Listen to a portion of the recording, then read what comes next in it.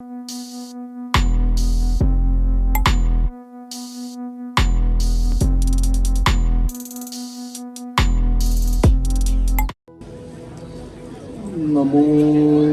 तस्स भगवतो अरहतो सम्मा संबुद्धस्स।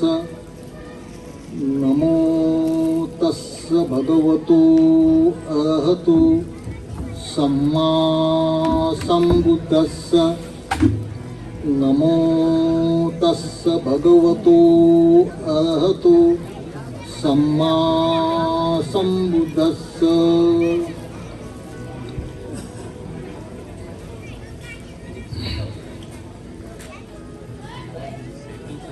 श्रद्धाय तरति ओघं अपमादेन अणवं वीर्येण दुःखमुच्यन्ति पञ्याय परिशुच्यति।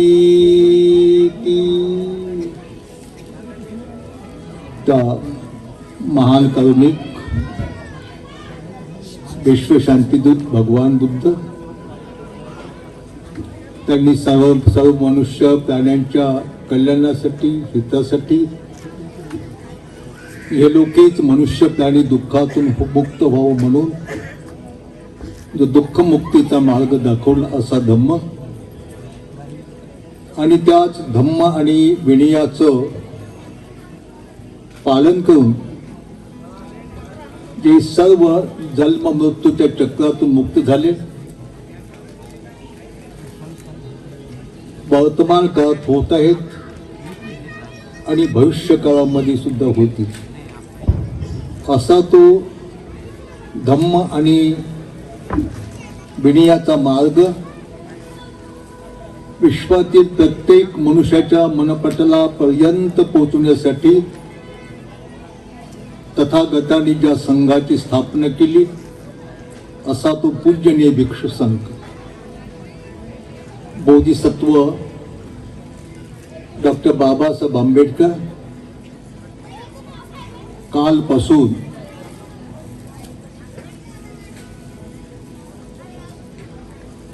तटस्थ बसून पूजनीय भिक्षू संघाच्या अमृतुल्य वाणीतून आपल्या कल्याणाचा हिताचा सुखाचा माणूस म्हणून जीवन जगण्याचा जो मानव धम्म श्रवण करत आहात ते सर्व धम्म उपासक उपासिका बालक तथा बालिकांनी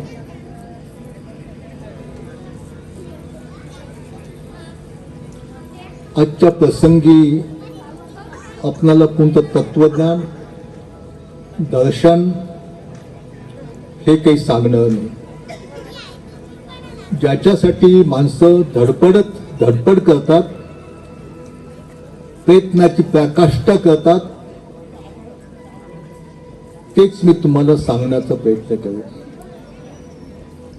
तुम्ही म्हणाल की माणसं कशासाठी धडपड करतात? धनासाठी। धनासाठीच आपण धडपड करतो। पैसा असो, चांदी असो, सोना असो, माणिक असो, मोती असो, शेती अशी असो, भाडी असो, हे सर्व धनामध्ये मोडतं। आणि या धन प्राप्तीसाठी माणूस रात्रंदिवस प्रयत्न करतो आणि म्हणून तुम्हाला धनासंबंधीच उपदेश करण्याचा प्रयत्न करायचा का ती प्रत्येक माणसाला आवश्यकता आहे। पण ते धन ज्याला तुम्ही धन म्हणतात त्यापेक्षा थोडं वेगळं धन आहे। भगवंतांनी 7 धन सांगितले। 7 धन। पहिलं धन आहे श्रद्धा। श्रद्धा एक धन आहे। तुम्ही विहारात जाता, बुद्ध रूपाची पुष्प धूप दीपावली पूजा करतात, पंचांग प्रणाम करतात,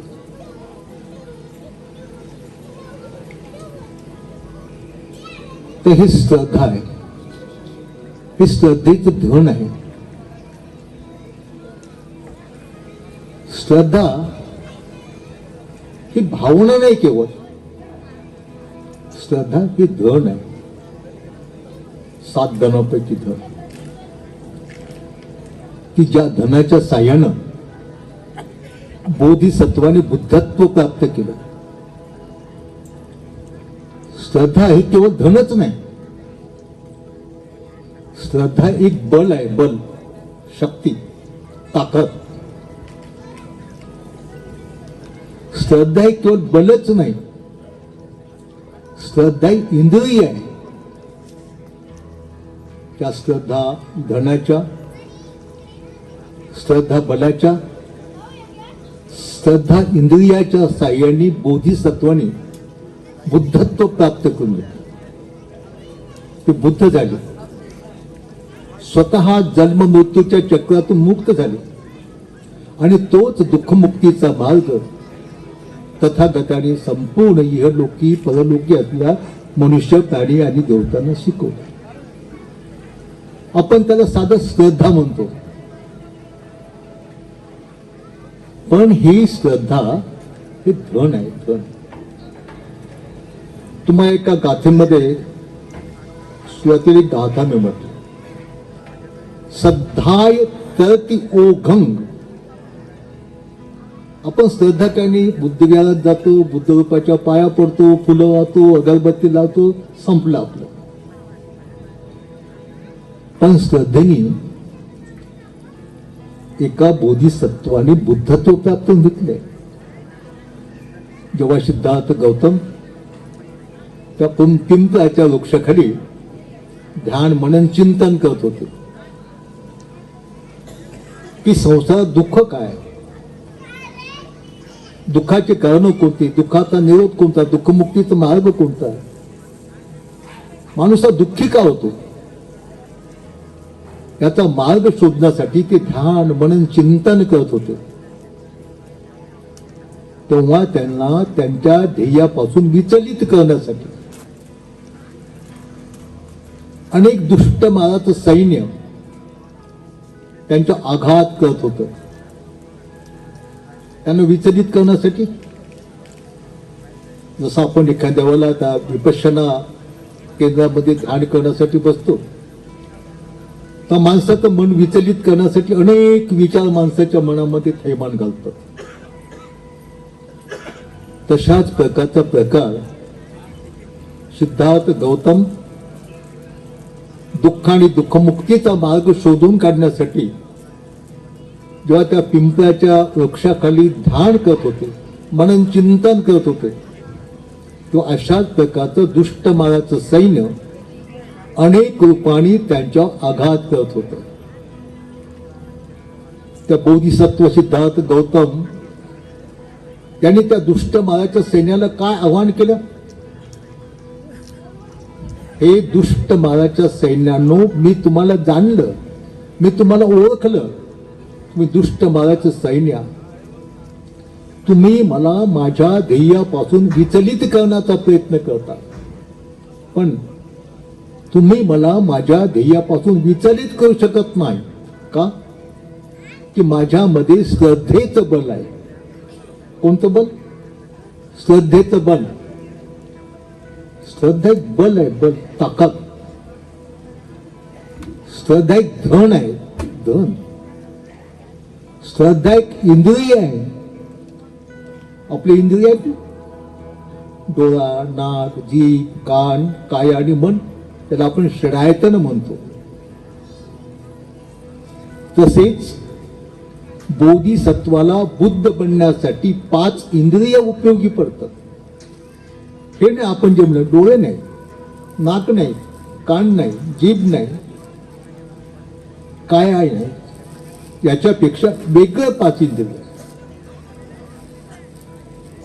जसं आपण एखादा ग्रंथ वाचतो, पाहतो, उघडतो आणि डोळ्याने तो पाहतो. आपण डोळ्याने पाहिल्यानंतर आपण तोंडाने वाचतो. एखादी भंतीजी धम्मदेशना देत असतील तर आपण कानाने ऐकतो. आणि मग ते ऐकून वाचून आपण ते ज्ञान प्राप्त करून घेतो. बोधिसत्व तर तसं नाही झालं. बोधिसत्व पिंपळाच्या वृक्षाखाली जेव्हा बुद्धत्वाचं ज्ञान, बुद्धत्वाचा मार्ग, दुःखमुक्तीचा मार्ग जाणून घेण्यासाठी बसले होते, तेव्हा त्यांचे डोळे उघडे नव्हते. होते का डोळे उघडे? आपण ध्यान करताना भगवान बुद्धाचे काही फोटो पाहिले असते. ध्यान करताना डोळे लावले होते. संपूर्ण इंद्रियाचं त्यांनी दमन केलं होतं. मग त्याने हे दुःखमुक्तीचं ज्ञान कोणत्या इंद्रियांनी पाहिलं? शरीराची हालचाल चालू नव्हती त्यांची. संपूर्ण इंद्रियाचं दमन केलं होतं त्याचं. मग कोणत्या इंद्रियांनी बोधिसत्वाने बुद्धत्वाचा मार्ग जाणून घेतला? ते 5 इंद्रिय आहेत. श्रद्धा इंद्रिय आहे, वीर्य, स्मृती, समाधी आणि प्रज्ञा. हे 5 इंद्रिय आहेत का?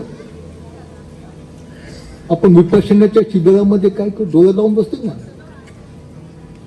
शरीराची हालचाल करत नाही, काही नाही. पण त्याच्यामध्ये आपल्याला दिसते की नाही? काय दिसतं? त्याच्यात आपण अनित्य, अनात्म, दुःख हे पाहतो की नाही? तर अशा तऱ्हेनं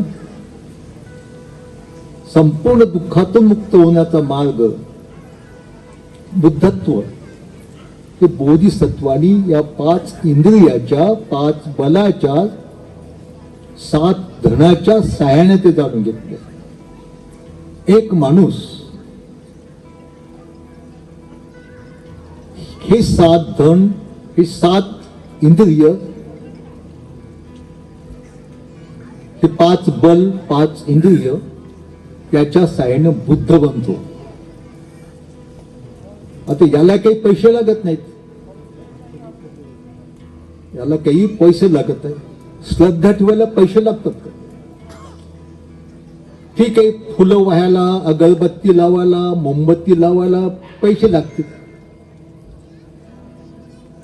ज्याला श्रद्धा म्हणतात त्याला पैसे लागत नाहीत. इकडे म्हणजे बिना पैशाचं एक बोधिसत्व, बुद्धत्वाचं ज्ञान हे 7 धन, 5 बल, 5 इंद्रिय याच्या साहाय्याने प्राप्त करतो.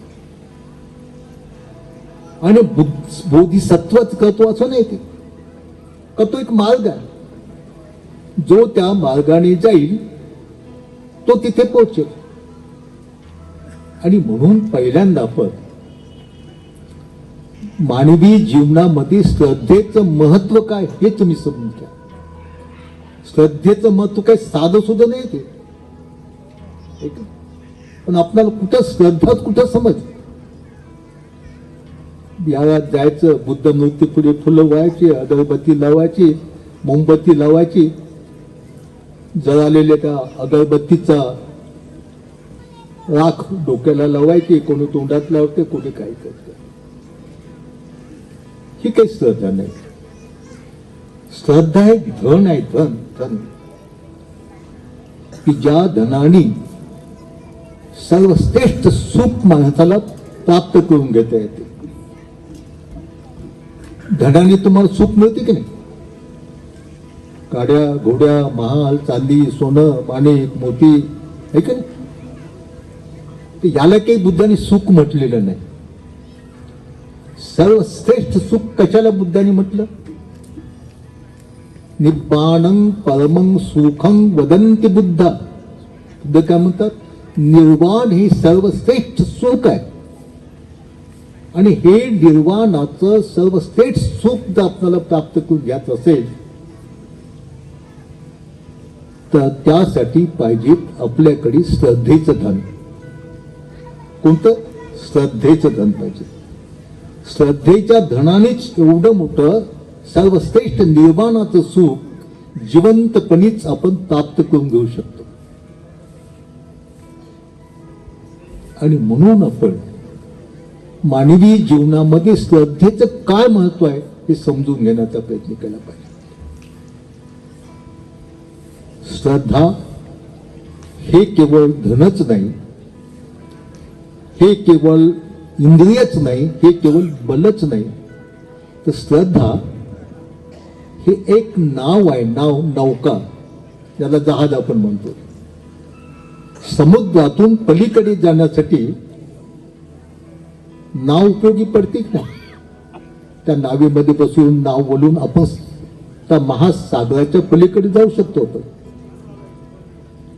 तसंच बुद्ध म्हणतात, जे काही महान असे 4 पूर आहेत की ज्या पुराच्या प्रवाहामध्ये माणूस पडला की जन्मान जन्मान तो वाहतच जातो. पूर माहित आहे की नाही, नद्या नाल्यांना येतात ते की नाही. तसेच भगवंतांनी 4 पूर सांगितलेले आहे. त्याला आस्तव सुद्धा म्हणतात, चित्ताचे मल सुद्धा म्हणतात. त्या 4 प्रकारच्या पुरातून जर पलीकडे जायचं असेल, हे नौका, ही नाव, हे जहाज हे उपयोगी पडत नाही. ते 4 पूल कोणते आहेत, ज्याच्यात माणूस वाहून जातो, जन्मान जन्मान जन्मान जन्मान तोडून जातो. ते कोणते 4 पूल आहेत? कामास्तव, कामवासना,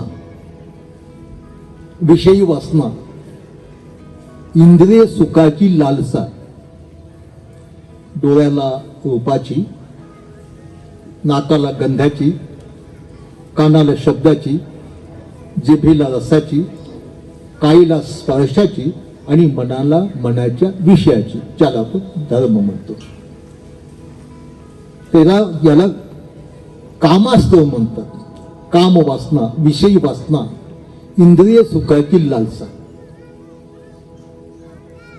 आपण त्याला समजून न घेतल्यामुळं आपण त्याला सुख म्हणतो. आपण त्याला कामचं सुख म्हणतो आपण. आणि त्या सुखामध्ये असंही घडून जातो, सर्व विसरून जातो. डोळ्याने सुंदर रूप पाहिलं ते त्याचा आसक्त होतो, आपण बेभान होतो. पण हे समजत नाही, त्या डोळ्यांनी त्या रूपाला स्पर्श केल्यामुळं त्या रूपाबद्दलची आसक्ती डोळ्यामध्ये उत्पन्न झाली. त्याला काय म्हणतात? त्याला सुख म्हणत नाही, त्याला कामाग्नी म्हणतात. काम वासनेची अग्नी. ऐक ना, या डोळ्यांनी रूपाला स्पर्श केल्यानंतर त्या रूपाचं अंतरंग जर पाहिलं नाही, अंतरंग म्हणजे म्हटलं बरं, हे वरचंच पाहिलं, हे वरचे डोळे पाहिले, यातला घुम नाही पाहिला, चिपड नाही पाहिले, अश्रू नाही पाहिल्या, वरचंच नाक पाहिलं पण याच्यातला मेकूड नाही पाहिला, शंभूड नाही पाहिला, रक्त नाही पाहिला. ऐक ना, तर अशा प्रकारचे जे रूप आहे, जे 4 धातून बनलेलं आहे, पृथ्वी, पाणी, हवा आणि अग्नी, या 4 धातून बनलेल्या रूपाचं अंतरंग जर पाहिलं नाही मधलं, आणि वरचं सजवलेलं, धजवलेलं, शृंगारलेलं, मडवलेलं, मेकअप केलं जर पाहिलं डोळ्याने, तर त्याच्याबद्दल आसक्ती डोळ्यात उत्पन्न होते. त्यालाच म्हणतात कामाग्नी, कामवासनेची अग्नी. आणि मग ती डोळे त्या कामवासनेच्या अग्नीनं पेटतात. जन्मांतर पेटतात, एक क्षण नाही. ते रूप आपल्या डोळ्याच्या बाहेर गेलं तर त्याची स्मृती झाली की पेटतात. काय ते रूप चांगलं होतं, कसं सुंदर होतं. आणि म्हणून बुद्ध म्हणतात, या इंद्रियाच्या विषयाबद्दल जी आसक्ती असते त्याला कामाग्नी म्हणतात, कामवासनेची अग्नी. आणि ते कामवासनेची अग्नी इतके भयानक आहे का बुद्ध म्हणतात, नथी काम समो अग्नी. त्या कामवासनेसारखा अग्नी जगात कोणताच नाही. आणि या कामवासनेच्या अग्नीमध्ये माणूस क्षणोक्षणी पेटतो, क्षणाक्षणाला पेटतो. तो डोळ्याने रूप पाहिलं त्या रूपाचा अंतरंग समजून घेतलं नाही तर त्या रूपाबद्दल डोळ्यात आसक्ती उत्पन्न होते आणि डोळे पेटतात. या कानाने जे शब्द असतात ते शब्द कसे आहेत, नित्य आहेत की अनित्य आहेत, हे जर समजून घेतलं नाही तर या कानावर शब्द पडले असतात, हे कान शब्दाने पेटतात. भगवान बुद्ध म्हणतात, भिक्षुनो, जगात 2 रूप आहेत, एक स्त्रीचा आणि एक पुरुषाचा. या 2 रूपाच्या अंतरंगाला जर पाहिले नाही आपण तर एकमेकाकडे खेचल्या जातात आणि एकमेकांना दाबून टाकतात. वास्तविक 2 रूपामध्ये असतेच काय? या आपल्या शरीरामध्ये काय, त्या डोक्याच्या केसापासून तर पायाच्या तळव्यापर्यंत पहा, काय त्यात रक्त, मांस, पूळ, पेशा, पीत, कफ, लहू, मल, मूत्र, चरबी, याच्यापेक्षा काय, याच्यापेक्षा आहेच काय? काहीच नाही. पण या रूपाचा अंतरंग न जाणल्यामुळं त्याला आपण शुभ समजतो, शुभ आहे, चांगलं आहे. आणि मग त्या रूपाला डोळ्यांनी पाहिल्यानंतर त्या रूपाबद्दल डोळ्यामध्ये कामाग्नी उत्पन्न होते आणि मग डोळे पेटतात. भयानक अग्नी आहे, भयानक अग्नी. याची तुम्हाला प्रत्येकाला जाणीव असेल, पण त्याच्यावर तुम्ही विचार केला नाही, त्याला तुम्ही सुख म्हणतात.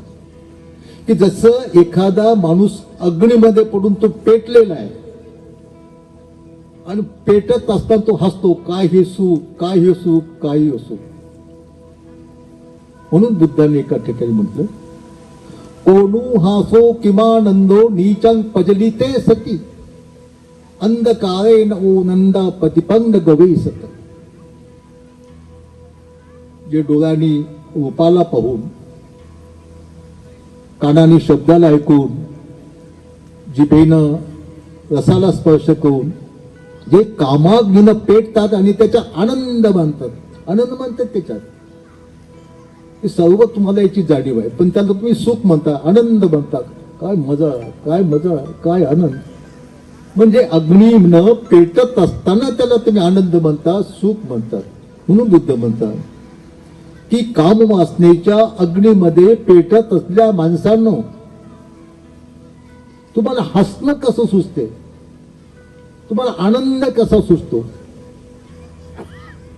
त्या कामवासनेच्या अग्नीला विझवण्याचा प्रयत्न तुम्ही का करत ना? असा एकही माणूस नाही की ज्याच्यामध्ये पेटलं नसेल. पण त्याच्यावर आम्ही मनन चिंतन कुठे करतो? तुम्हाला सर्व माहित आहे, ते सर्व तुम्हाला माहित आहे. आणि अशा प्रकारच्या संपूर्ण कामास्पदातून, काम वासनेच्या अग्नीतून जर पलीकडे जायचं असेल, या काम वासना रूपी पुरातून पलीकडे तरुण जायचं असेल, त्यासाठी श्रद्धा ही एक नौका आहे, श्रद्धा एक नाव आहे. त्या श्रद्धा रूपी नावेमध्ये बसूनच या काम वासना रूपी पुरातून आपण पलीकडे जाऊ शकतो.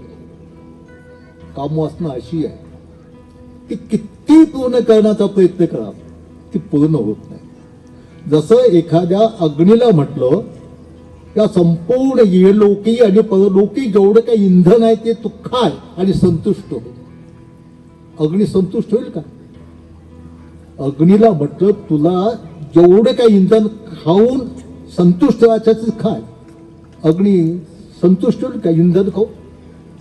तसंच काम वासनेचं आहे. किती आपण काम वासनेला पूर्ण करण्याचा प्रयत्न केला, ती कधीच पूर्ण होत नाही, मला पंतही होत नाही. आणि मग शेवटच्या क्षणाला त्या कामाग्नीतून, काम वासनेतून काय उत्पन्न होते? कामास्तवातून, काम वासनेतून भववासना उत्पन्न होते. त्याला भवतृष्णा म्हणतात, भवास्तव म्हणतात, जन्माप्रती आसक्ती.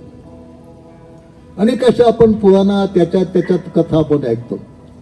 ज्या जन्मात जरी मला हे मिळालं नाही तर पुढच्या जन्मात पाहिजे.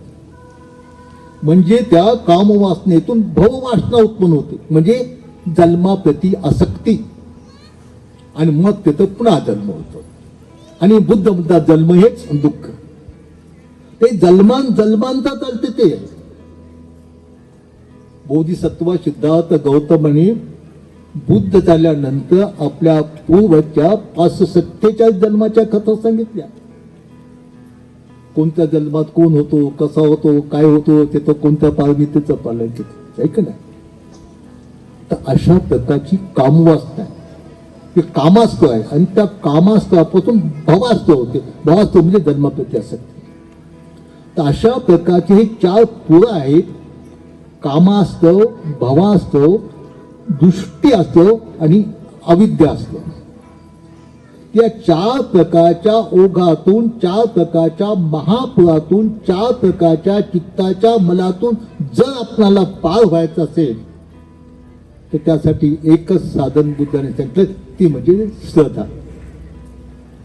श्रद्धाय तरती ओघं. या श्रद्धेनीच माणूस या 3-4 तऱ्हेच्या महापुरातून, 4 तऱ्हेच्या चित्ताच्या मलातून आपण पलीकडे जाऊ शकतो. याच्यात तुम्ही कल्पना करा की मानवी जीवनामध्ये श्रद्धेला किती महत्व आहे. श्रद्धा, मग ही जी श्रद्धा आहे का, श्रद्धा एक बल आहे, श्रद्धा एक धन आहे, श्रद्धा एक इंद्रिय आहे, श्रद्धा एक 4 तऱ्हेच्या महापुरातून पलीकडे जाण्यासाठी उपयोगी पडणारी नौका आहे, नाव आहे. आणि आपल्याला साधी श्रद्धा म्हणतो आपण. ठीक आहे, समजली का आपलं श्रद्धा काय ते.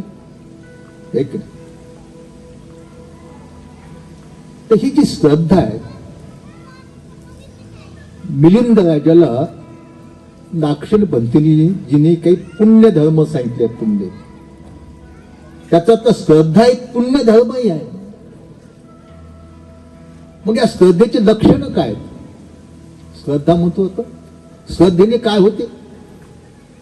श्रद्धेने माणसाची महत्वाकांक्षा वाढते. काय वाढते? महत्वाकांक्षा. हे श्रद्धेचं पहिलं लक्षण. आणि दुसरं लक्षण, श्रद्धेने माणसाचं मन प्रसन्न होते. हे श्रद्धेचे 2 लक्षण. पण हे नीट लक्षाला घ्यायला पाहिजे की आपलं श्रद्धास्थान हे आपण सम्यक दृष्टीने निवडलं पाहिजे. आपलं श्रद्धास्थान, अनेकाचे अनेक श्रद्धास्थान आहेत. ऐकून आपण पाहतो ना संसाराबद्दल. श्रद्धास्थाने ज्याला लोक त्याच्यावर श्रद्धा ठेवतात, ज्याला शरण जातात, ज्याची पूजा करतात, ज्याचे ध्यान मनन चिंतन करतात, असे अनेकाचे अनेक श्रद्धास्थान आहेत. अनेकाचे अनेक शरणस्थान आहेत. कोणाचं श्रद्धास्थान, शरणस्थान, पूजास्थान पहाड आहे. पहाड माहिती आहे की नाही? कोणाची झाडं आहेत, कोणाची झुडपं आहेत, कोणाच्या नद्या, कोणाच्या नाल्या, कोणाचे मंदिर, कोणाचे गाढवं, कोणाचे डुकर, कोणाचे कुत्रे, कोणाचे कोण. आता श्रद्धेचं लक्षण काय? श्रद्धेनी महत्वाकांक्षा वाढते. लक्षात. आता समजा तुम्हाला ईश्वराचे अवतार कोणी सांगितले झालेले, त्याच्यातला एक अवतार आहे डुक्कर. ऐकणे, वराह, डुक्कर. आता तुमचं श्रद्धास्थान ईश्वराचं रूप डुक्कर आहे. लक्षात. मग तुमची महत्वाकांक्षा काय वाढेल? जसं श्रद्धास्थान असते तशीच त्या श्रद्धास्थानाप्रती माणसाची महत्वाकांक्षा वाढते. तुमचं श्रद्धास्थान काय? मग डुक्कर, ईश्वराचा अवतार. ऐक ना, डुक्कराची तुम्हाला कल्पना नसेल, पण त्याला कुत्रा म्हणतात ते मात्र आपल्या परिचयाचं आहे. त्यालाही लोक देव मानतात. ऐक ना, देव मानतात का त्याला? कोणता म्हणतात ते मी काही सांगणार नाही, तुम्हाला माहित आहे. ते त्याच्या पाठीमागे जातात निवड घेऊन, ते पुढे आपण मागे, ते पुढे आपण मागे. मग अशा प्रकारचं जर माणसाचं श्रद्धास्थान असेल तर त्या माणसाची महत्वाकांक्षा कोणती वाढेल? श्रद्धास्थानाप्रती वाढेल की नाही? मीही डुक्कर झालो पाहिजे. जसा गुरु तसा शिष्य ना. आपण अनेक ठिकाणी व्यवहारामध्ये पाहतो की नाही, गुरु सारखं शिष्य बनण्याचा प्रयत्न करतो का त्या गुरु बद्दल त्याला श्रद्धा असते, श्रद्धेतून महत्वाकांक्षा वाढते आणि महत्वाकांक्षेतून मग आपण तो आपल्या गुरुप्रमाणे बनण्याचा प्रयत्न करतो. तसं तुमचं श्रद्धास्थान डुक्कर आहे, ईश्वराचा अवतार, ठीक आहे ना. मग तुमची महत्वाकांक्षा कशी वाढेल? मी डुक्कर झालो पाहिजे. महत्वाकांक्षा वाढली, आपोआप होते का? मग ते नाही आपोआप होत. मग तुम्ही त्याचा शोध लावाल की डुक्कर कसं होते, डुक्कर बनण्याचा मार्ग कोणता, आहे का नाही? मग शोध लावून तुम्ही प्रयत्न कराल की एक सत्व डुकराच्या योनीत कसा येतो, त्याला काय करावं लागते, याचा तुम्ही शोध लावाल, त्याचे कारण शोधाल. मग तुम्ही प्रयत्न कराल आणि प्रयत्न केल्यानंतर एका दिवशी तुम्ही माणूस असून एका दिवशी डुकराच्या योनीत येणार. लक्षात तुमच्या? हे साधा सुद्धा सिद्धांत, वैज्ञानिक सिद्धांत आहे, हे बुद्धानं सांगितलेला सिद्धांत. आता तुम्ही डुक्कर म्हणून आला जन्माला, ऐक ना. मग कदाचित त्यावेळेला मैत्रेय बुद्ध उत्पन्न झाले, कदाचित, ऐक नाही. आणि मैत्रेय बुद्ध भिक्षू संघासोबत असे सारे हिंडू लागले धम्मदेशना देत. तेवढ्यातच ते डुक्कर त्याच्या पुढून गेलं, उभं राहिलं. भिक्षू कदाचित बुद्धाला विचारत की भगवान, हे डुक्कर कोण इथं गुळमा राहिलं? मैत्रेय बुद्ध त्याच्या पूर्वजन्माची कथा सांगते. हे माणूस होता आणि याची श्रद्धा डुकरावर बसली, त्याच्याने याची महत्वाकांक्षा वाढली, मी डुक्कर झालो पाहिजे. मग डुक्कर बनण्याचा मार्ग शोधला, तो मार्ग यांनी अवलंबला, म्हणून हे डुक्कर आज झालेलं आहे. कदाचित भिक्षूला ही जर पटलं नसेल तर भिक्षू विचारते भगवान कशावर? मग तेव्हा मैत्रेय बुद्ध कदाचित त्याला बोलायला होती आणि मग तिथे त्याला पश्चाताप होईल, तडफडून मरेल. दिसते श्रद्धा, है का? नुसतं एक उदाहरण घ्या तुम्ही. आता तुमचं श्रद्धास्थान बाबासाहेब आहे, लक्षात. तुमचं श्रद्धास्थान बाबासाहेब आहे. मग तुमची महत्वाकांक्षा कोणती वाढेल? मी बाबासाहेबासारखा झालो पाहिजे, महत्वाकांक्षा वाढेल, आहे की नाही? मग तुम्ही शोध लावाल, हा भिवाचा बाबासाहेब कसा झाला. मग त्याच्या संपूर्ण जीवन कार्याचा तुम्ही अभ्यास कराल. जसा जसा बाबासाहेबांनी अभ्यास केला, 18 घंटे 22 घंटे 21 घंटे, जसं त्यांनी शुद्ध आचरण केलं आणि त्या मार्गाने तुम्ही गेले तर तुम्ही बाबासाहेबासारखं होऊ शकत ना का? हा तो मार्ग आहे ना तो, ऐक ना. म्हणजे इतकं मानवी जीवनामध्ये श्रद्धेचं महत्व आहे आणि म्हणून माणसाने आपलं श्रद्धास्थान हे सम्यक दृष्टीनं शोधलं पाहिजे. आपलं श्रद्धास्थान मग या संपूर्ण विश्वामध्ये यलोकी परलोकी मनुष्य प्राणी आणि देवतांनी कोणत्या श्रद्धास्थानावर श्रद्धा ठेवली पाहिजे. संसारामध्ये 3च श्रद्धास्थान आहेत, 3च शरणस्थान आहेत, 3च पूजा स्थान आहेत. की ज्याच्या माणसाने श्रद्धा ठेवल्यानंतर तो माणूस सर्व दुःखातून मुक्त होतो, भयातून शोकातून मुक्त होतो, दुःखातून. ते कोणते 3 श्रद्धास्थान आहे? बुद्ध, धम्म आणि संघ. ते 3च एकमेव शरणस्थान आहेत. त्याला शरण गेल्यानंतर, ज्याचं अनुसरण केल्यानंतर, ज्याची पूजा केल्यानंतर माणूस संपूर्ण दुःखातून, भयातून, शोकातून मुक्त होतो.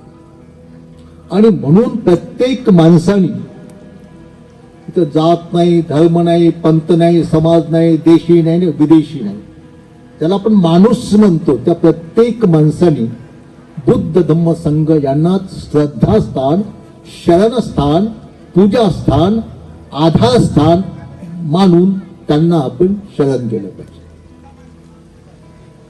का 3 श्रद्धास्थानापेक्षा संसारात कोणतंच श्रद्धास्थान नाही. हे लोकही नाही ना परलोकही नाही ना कुठंच नाही. हे भगवान बुद्धांनी सांगितलेलं आहे.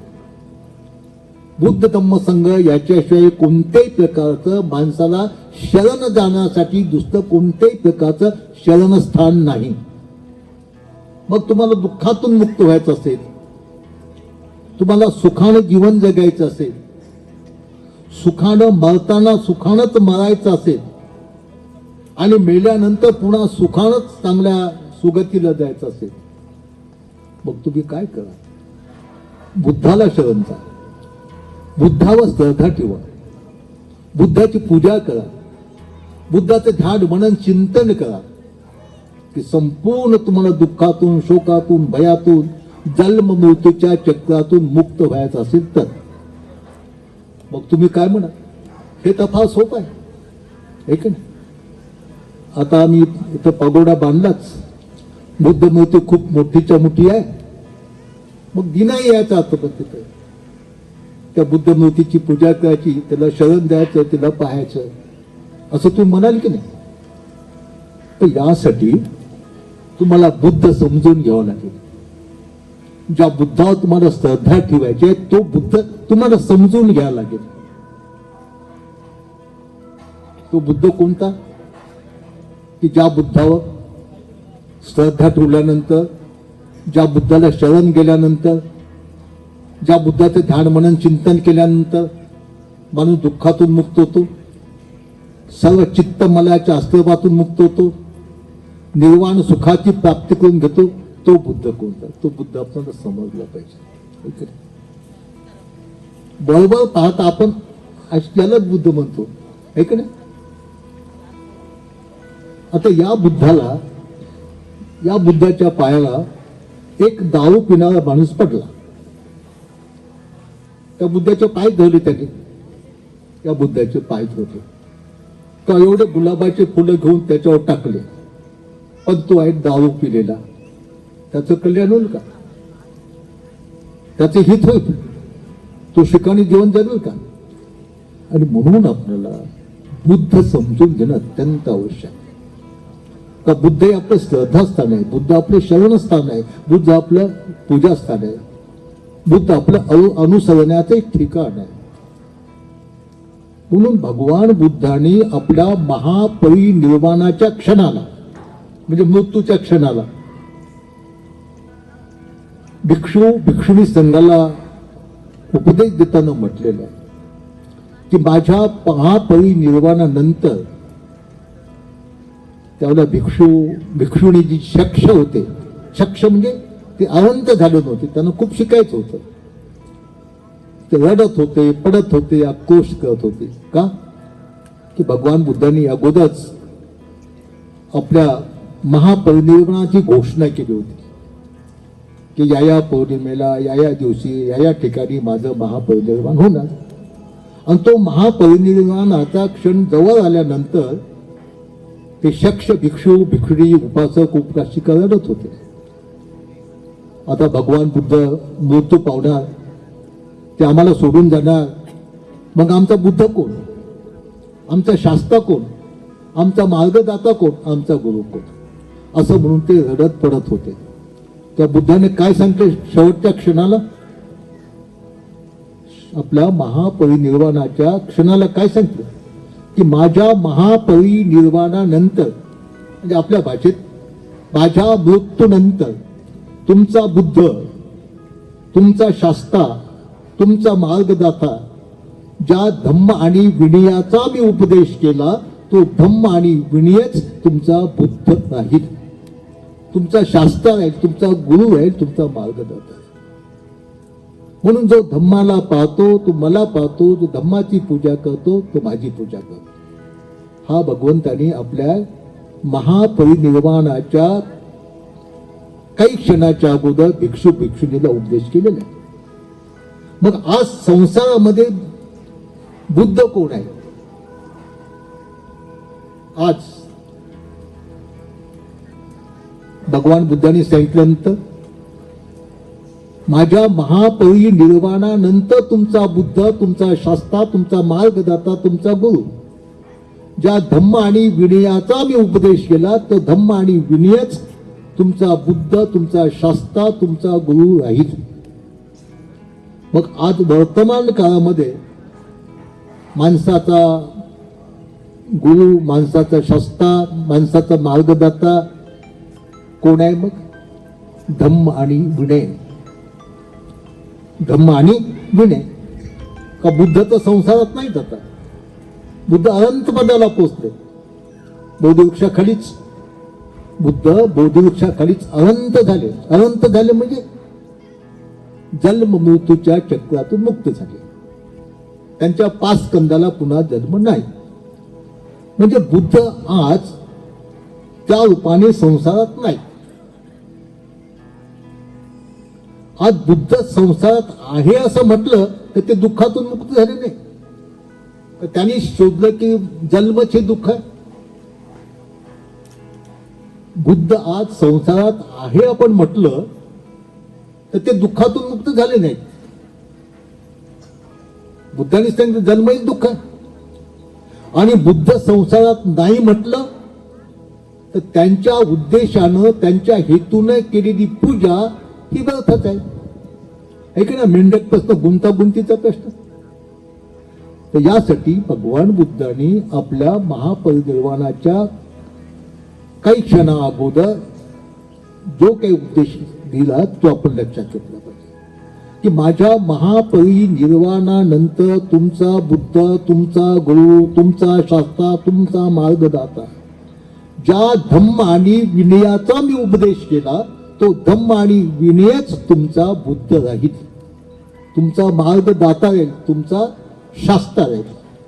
मग आता वर्तमान काळात आपला बुद्ध कोण आहे? बुद्धांनी ज्या धम्म आणि विनयाचा उपदेश केला ते धम्म आणि विनयच आपला बुद्ध आहे. लक्षात तुमच्या? आजचा बुद्ध कोण आहे? बुद्ध हयात असताना त्यांनी ज्या धम्म आणि विनयाचा उपदेश केला तो धम्म आणि विनयच वर्तमान काळातील आपला बुद्ध आहे.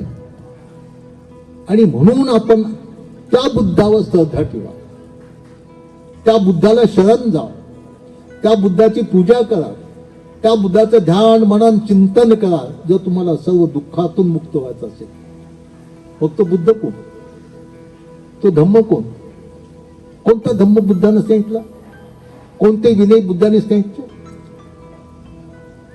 तसेच बुद्ध आणि त्याच्या प्रमुख शिष्याने 84 धम्मस्कंदाचा उपदेश केला आहे. 84. ठीक आहे. वयाच्या 35 वर्षापासून ते 80 वर्षापर्यंत. आता एवढा आपण धम्म जाणू शकू का? समजा एका माणसाचं आता वय आहे 50 वर्ष, ते म्हणेल माझं 50 वर्ष वय आहे, कोणी म्हणे 60 वर्ष आहे, कोणी 70 वर्ष आहे. तर अल्पशा काळामध्ये एवढा मी धम्म कसा जाणून घेऊ? 84 धम्मस्कंदी ऐक ना. तर या संपूर्ण 84 धर्मस्कंदाचा सार आपण म्हणतो ते फक्त 3 धम्मस्कंदामध्ये येतात. एक शील, समाधी, प्रज्ञा. लक्षात तुमच्या? शील, समाधी, प्रज्ञा. आता बुद्ध म्हणजे काय? बुद्ध का एक बोधिसत्व 37 बोधिपाक्षीय धर्माला जाणून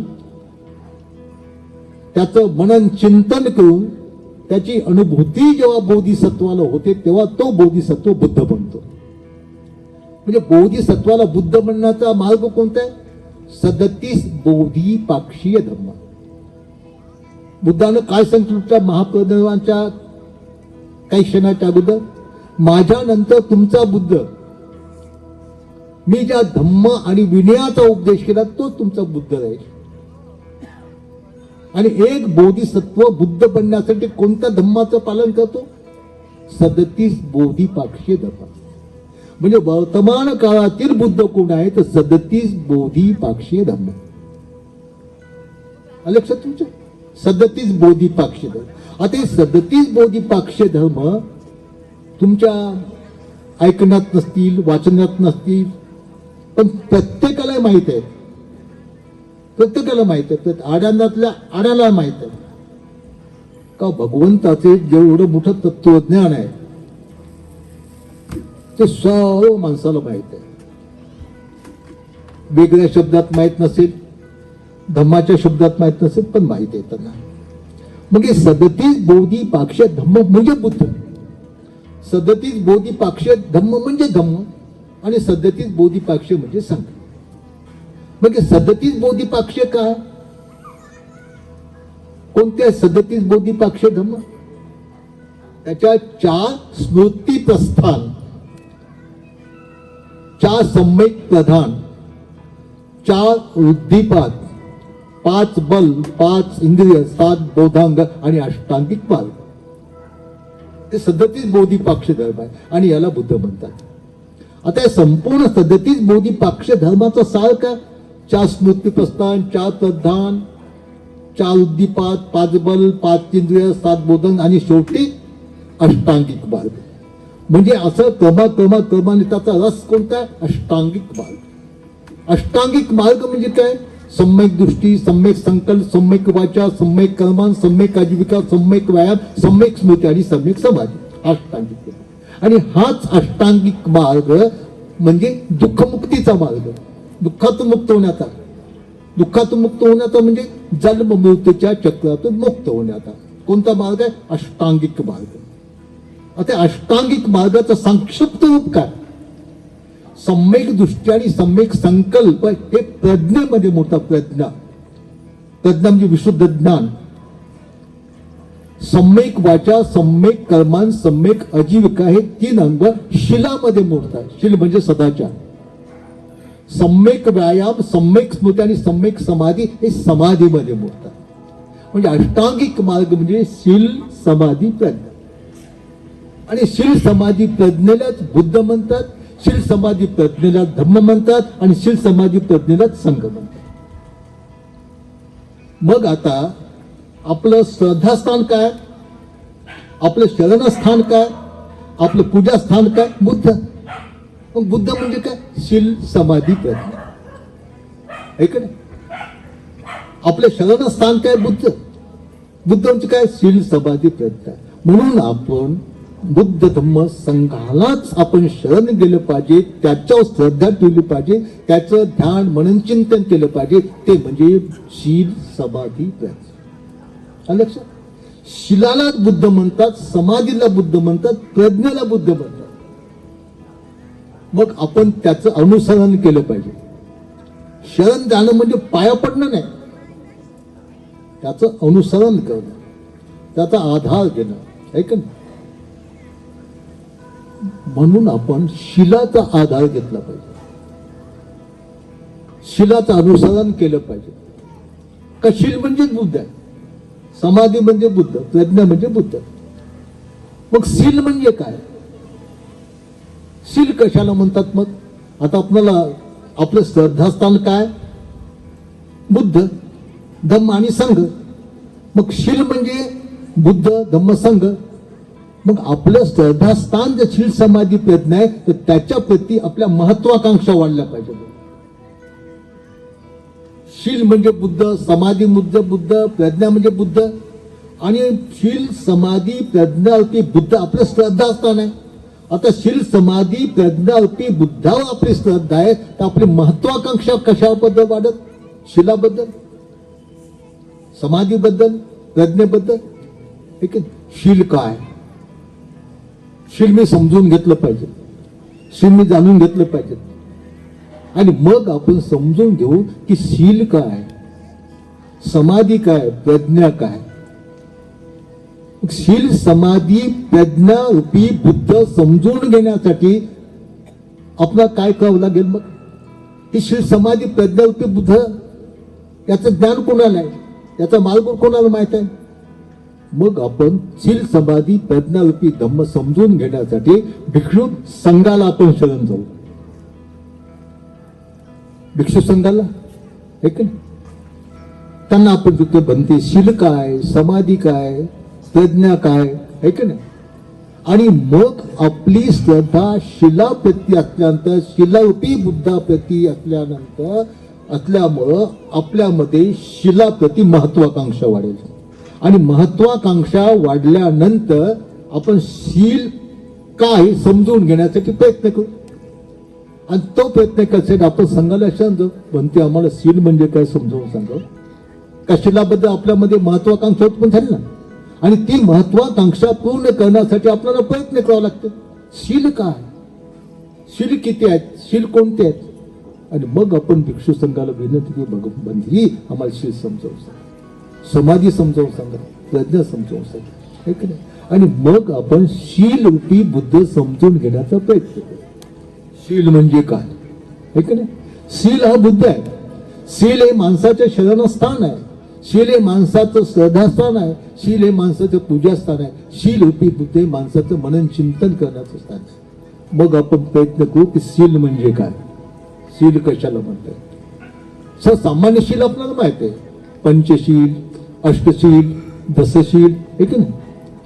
पंचशील, अष्टशील, दशशील हे सर्वसामान्य शील आपल्याला माहित आहे.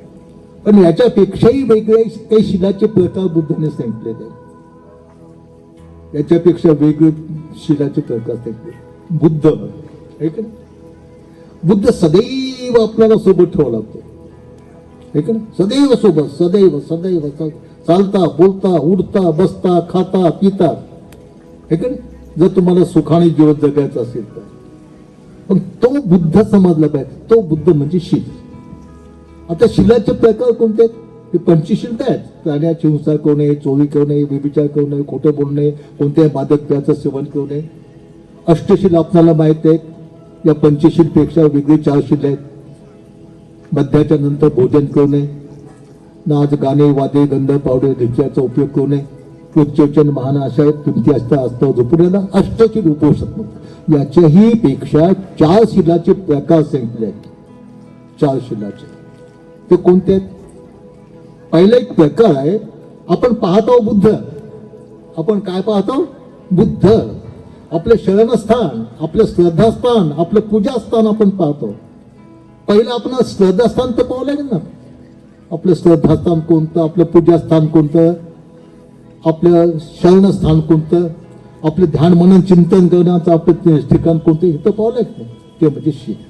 शील म्हणजे बुद्ध. मग शिलाचे प्रकार 4 सांगितले आहेत. एक इंद्रिय संवर्शील, दुसरं प्रत्यय सनिश्चित शील, तिसरं आजू पारिशुद्धीशील आणि चौथं प्राप्तिमोक्ष संवर्शील. हे शिलाचे 4 प्रकार.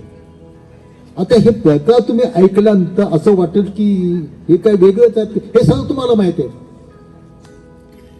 इंद्रिय संवर्शील म्हणजे काय, आपले जे इंद्रिय आहेत ना, षड आहेत. संवर म्हणजे संयम, संयम म्हणजे ताबा, है की नाही.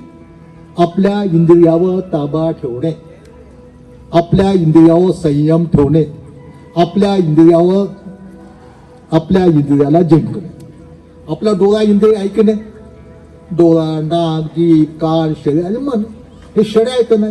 तर या 6 इंद्रियावर संयम ठेवणे, त्याच्यावर ताबा ठेवणे, त्याला जिंकणे, त्याला म्हणतात इंद्रिय संवर्शील. आणि या इंद्रिय संवर्शीलाचं पालन करणं यालाच म्हणतात बुद्धंग शरणं गच्छामि. लक्षात. मग त्याचा डोळा आहे, डोळावर संयम कसा ठेवायचा, डोळावर. नाकावर संयम कसा ठेवायचा, जिभेवर कसा, कानावर कसा, शरीरावर कसं म्हणायचं. तर यासाठी आपल्याला हे समजून घ्यावं लागेल, हे जे षड आयतन आहेत आंतरिक, या आंतरिक षड आयतनाचे बाह्य 6 विषय आहेत. डोळ्याचा विषय रूप आहे, नाकाचा विषय गंध आहे, जिभेचा रस आहे, कानाचा शब्द आहे, कायेचा स्पर्श आहे आणि मनाचा धर्म आहे. ठीक आहे. म्हणजे या डोळ्यांनी रूपाला पाहिल्यानंतर, त्या रूपाला स्पर्श केल्यानंतर डोळे विचलित होऊ देऊ नये, त्याला म्हणतात डोळ्यावर संयम. आहे की नाही? आणि जर या डोळ्याचा संयम गेला, रूपाला पाहिलं आणि या डोळ्याचा संयम गेला की समजाय पाहिजे इंद्रिय संवर्षी रूपी बुद्ध तुमच्या डोळ्यातून निघून गेला. मग पा काय फजिती होते ते. प्रत्येकाला अनुभव आहे, तुम्हाला प्रत्येकाला अनुभव असेल. बुद्ध डोळ्यातून निघून गेला की काय फजिती होती माणसाची.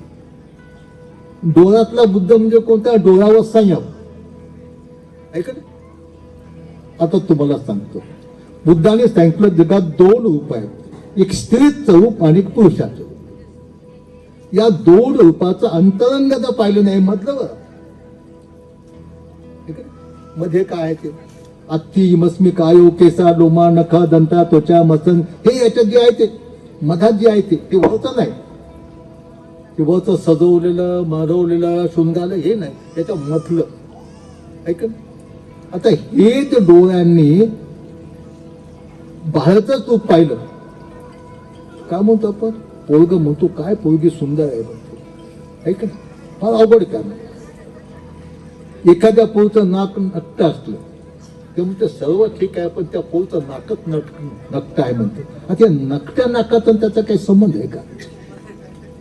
नाक श्वासोश्वास घेणं, तिच्या नाकाची छिद्रच बंद झाली असते तर मग ठीक आहे की हिला काही मी पसंत करतो, मग तिला श्वासोश्वास घेण्यासाठी नाकाला छिद्रच आहे. म्हणजे हे जे आहे की रूप, हे रूप कसं आहे, याचा अंतरंग कसं आहे, हे न पाहता जर त्या रूपाला डोळ्यांनी पाहिलं तर त्या रूपाबद्दल या डोळ्यामध्ये आसक्ती उत्पन्न होते आणि मग डोळे त्या रूपाच्या आसक्तीवर पेटतात. म्हणजे त्याच्यातून बुद्ध निघून गेला. कोणता बुद्ध? इंद्रिय संवर्षी रूपी बुद्ध निघून गेला आणि मग त्याचे डोळे काम वासनेच्या अग्नीनं पेटतात.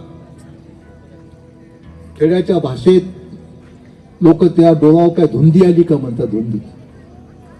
तुझ्या डोळ्यात आंबील चालली का म्हणतात. ऐक ते धुंदी आंबील म्हणजे काय?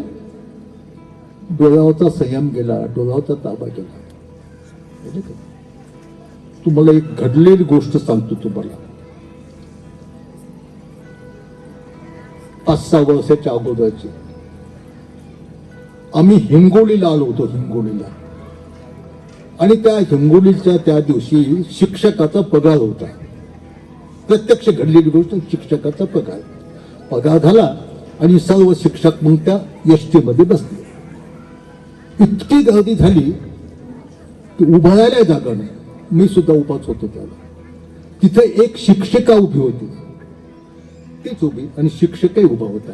शिक्षिका अशी, शिक्षक असा, मी असा फुल एसटी बघ. तर ते शिक्षक होत ना, ते असं करत. ऐक ना, इतकी दाटी होती की हालचालच करता आली नाही. शंभा पिंपरीच्या स्टँडवर आम्ही उतरलो. उतरल्यानंतर ती शिक्षिका उतरली. तिनं चपली काढी, अशा घातल्या चपल्या त्या शिक्षकावर. म्हणते बाई काय झालं, बाई काऊन मारायची, बाई काऊन मार. मी पाहिलो, लाज वाटत नाही म्हणून तुला. बाई म्हणाला तुला माया बहिणी नाहीत का? त्याला काहीच माहित नाही काय झालं. मी म्हणलं बाई काय झालं मॅडम.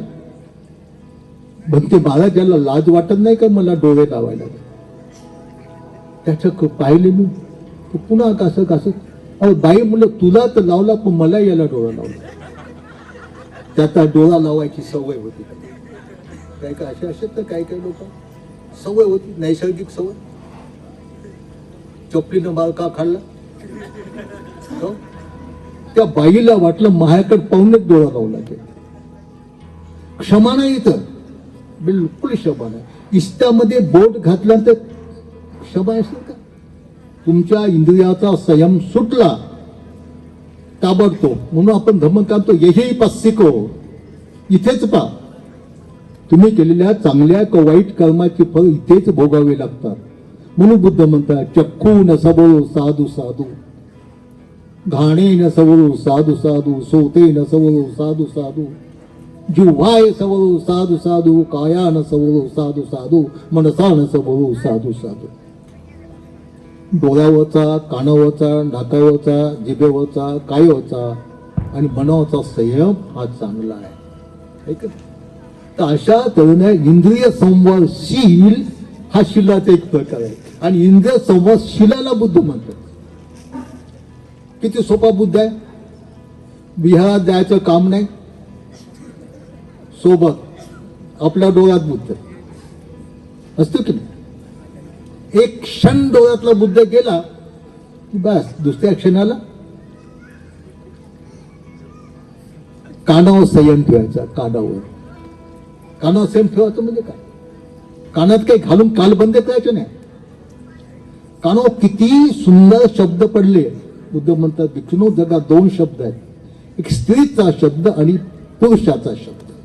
या दोन शब्दाचं अंतरंग सत्य स्वरूप जर समजून घेतलं नाही तर एकमेकाकडे खेचल्या जातात आणि एकमेकाकडे दाबून टाकतात. जन्मान जन्मांतर आहे, एक जन्म नाही, जन्मांतर शब्द.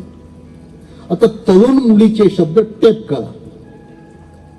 तरुणचे गोड असतात, आकर्षित असतात आणि म्हातारपणात पुन्हा तिचे टेप करून तिला ऐकायला दाखवा. ते कबूल करते का माझे शब्द, माझी नसतेच म्हणते. म्हणजे हे शब्द कसे अनित्य जसेच्या तसे राहतात का, हे माहीत नसल्यामुळं माणसं त्या शब्दातच फसतात. काय गोड बोलते, काय हे बोलते, बस समजा. मग कान पेटतात, ऐक नाही. मग कानातला बुद्ध गेलाय मग तडके ते जाईल होतात, ऐक ना. तर अशा तऱ्हेनं हा इंद्रिय संवादशील रूपी बुद्ध आहे. म्हणून आपण आपल्या सर्व इंद्रियावर संयम ठेवला पाहिजे, ताबा ठेवला पाहिजे, झाकण ठेवलं पाहिजे. आता तुम्ही म्हणाल हे कसं बघ, याचा मार्ग बुद्धाने सांगितलेला आहे. आता एकाला डोळा संयमच राहत नाही, त्याचा सुंदर पोळीचं रूप पाहिले की डोळे विचलित होतात. मग त्याचा उपाय काय, त्याची चर्या कोणती आहे त्या माणसाची, त्याची चर्या रागचर्या आहे. काम वासना, रूपाबद्दल, शब्दाबद्दल, रसाबद्दल, गंधाबद्दल, स्पर्शाबद्दल काम वासना म्हणजे त्याची चर्या आहे रागचर्या. मग ते ज्याची रागचर्या आहे त्याच्यासाठी त्याच्या संपूर्ण इंद्रियावर संयम राहण्यासाठी त्यांनी काय केलं पाहिजे, त्यांनी बुद्धाचं ध्यान केलं पाहिजे. कोणत्या बुद्धाचं, बुद्धानं जो धम्म सांगितलं त्या बुद्धाचं. संपूर्ण इंद्रियावर संयम, त्याला रूपाबद्दल खूप आसक्ती आहे, तर त्या रूपाला पाहिल्यानंतर त्याच्या डोळ्यावर संयम राहिला पाहिजे. यासाठी त्यांनी कोणत्या बुद्धाचं स्मरण केलं पाहिजे, कोणत्या धम्मरूपात बुद्धाचं, कायेन स्मृती केली पाहिजे, अशुभ भावना केली पाहिजे. कायेन स्मृती म्हणजे या शरीरामध्ये काय आहे याच्याकडे पाहूनच त्याच्या डोळ्यात आसक्ती उत्पन्न होते ना, त्या रूपाला पाहून. मग या केसापासून तर पायाच्या तळव्यापर्यंत ही काया कशाने बनलेली आहे पाहायचं. पहिले केस घ्या तुम्ही, केस तुमचे केस ऐक, ते कसे आहेत, त्याचा रंग कसा आहे, त्याचा आकार कसा आहे, त्याची चव कशी आहे, त्या शुभ आहेत का अशुभ आहेत का नित्य आहेत की अनित्य. आपल्या केसाची आपणच परीक्षा घ्यायची, तर तुम्हाला समजेल ही केस सुद्धा अशुभ आहे, जसेच्या तशी राहत नाही. तरुण मुलीनं म्हातारा माणसा बाईच्या केसाकडे पाहायचं आणि त्याचं मनन चिंतन करायचं, असेच माझे केस असेच एका दिवशी पांढरे होणार, पांढऱ्याचे पिवळे होणार, म्हणून याच्याबद्दल आसक्ती नको. इतका लांब लचक तिला पोहात जमत नसेल तर ते केस वितळल्यानंतर खाली जे पडतात ते कसे आहेत पाहायचे. डोक्याच्या खाली केस पडल्या ते जपून ठेवतात का तुम्ही, माझे केस पुढी बांधून पेटीमध्ये बंद ठेवतात का, घोळण्यात येते तुम्हाला त्याची.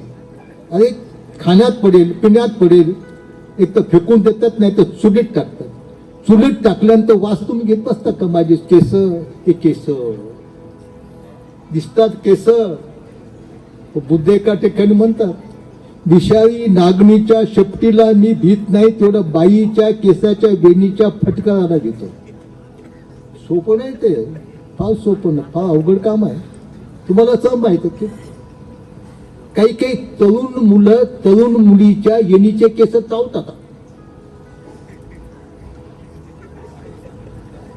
आसक्ती, काही गळ्यात येण्या घालून बसतात.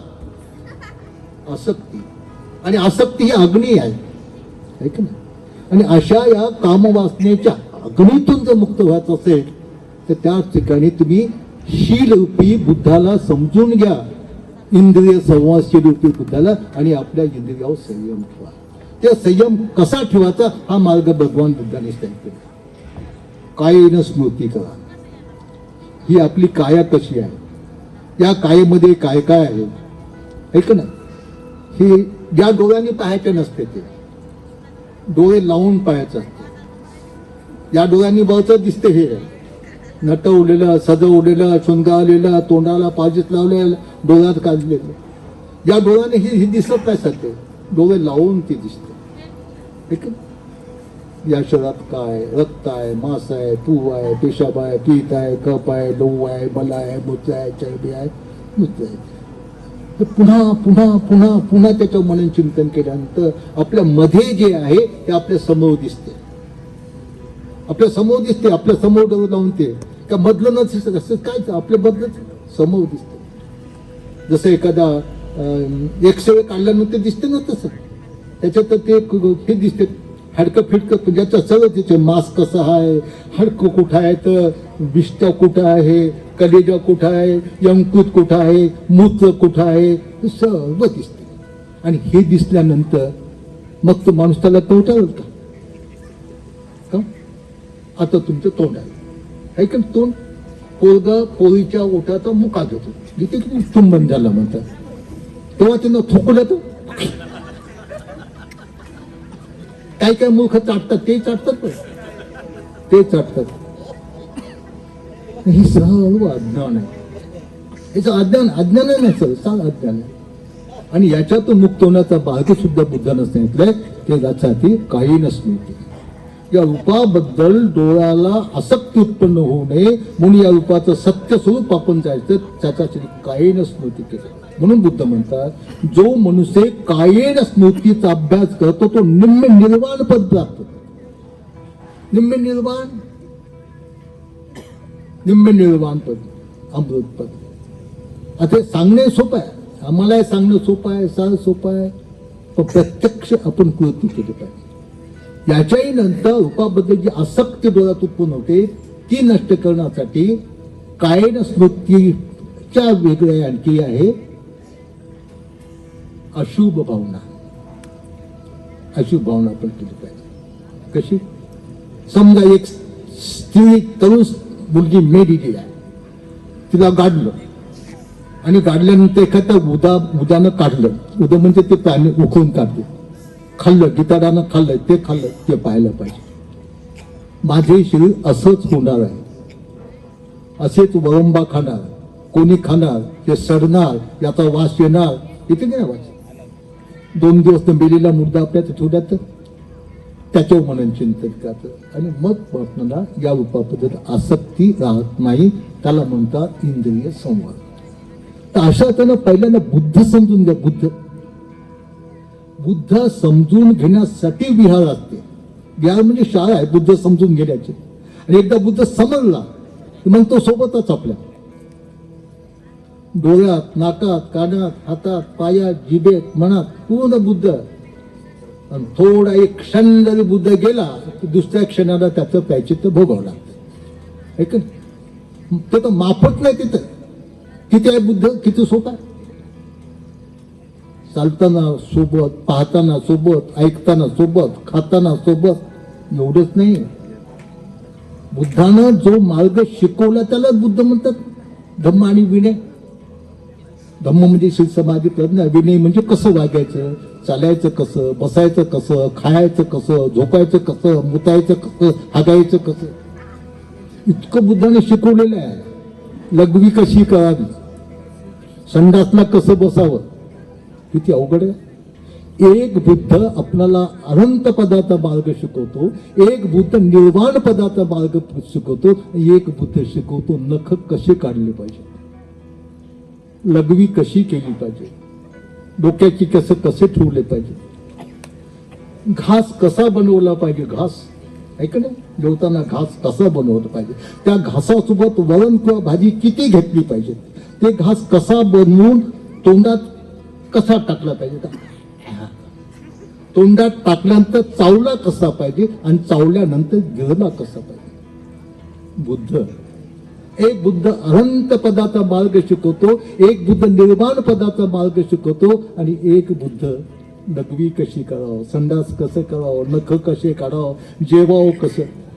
ऐक ना, तुम्ही जेवताना बुद्ध तुमच्या सोबत नसू द्या, काय होते फजित पहा. बुद्धाने सांगितलं कसं जेवायला पाहिजे, याप्रमाणे आपण जेवलो नाही तर अनेक उपमा आपल्याला मिळतात. माणसासारखा जेव, ढोरासारखा जेव नको, पुढे पाहून जेव, असं तसं ऐक ना.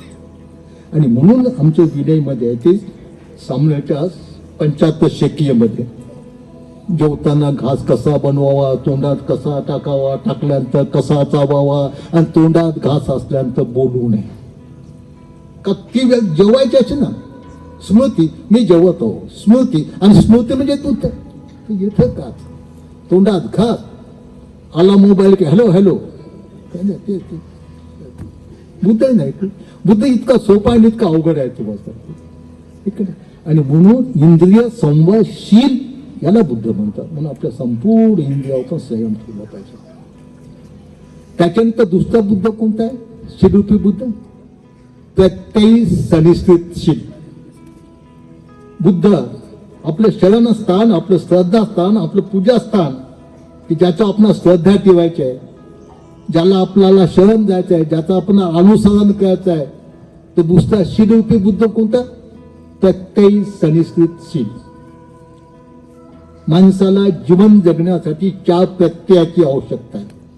अन्न, कपडा, औषध पाणी आणि पथ्य आणि निवारा. औषध गरज आहे की नाही, हे आपण जेवतो हे शिलामध्ये म्हणते. शिल शिल शिल म्हणजे पंचशीलच नाही, पण त्याला प्रत्यय सनिश्चितशील म्हणतात. आपण जेवतो त्याला. आता जेवायचं का जेवतो आपण, कशासाठी जेवतो माहित पाहिजे. आपण बुद्ध काय म्हणतात, जिगच्छा परमंग रोगा, भूक सर्वात मोठा रोग आहे, सर्वात मोठा बुद्ध म्हणतात. म्हणजे या भुकेच्या रोगाला नष्ट करण्यासाठी अन्न हे औषध आहे. अन्न काय, औषध. भूक हा रोग.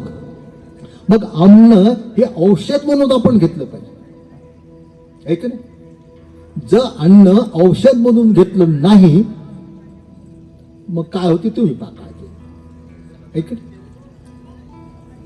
म्हणजे प्रत्यक्ष त्याचा अनुभव येते ना, अन्न म्हणून. आता औषध किती घेतो आपण, डॉक्टरनं सांगितल्याप्रमाणेच औषधाच्या मात्रा घेतो की नाही.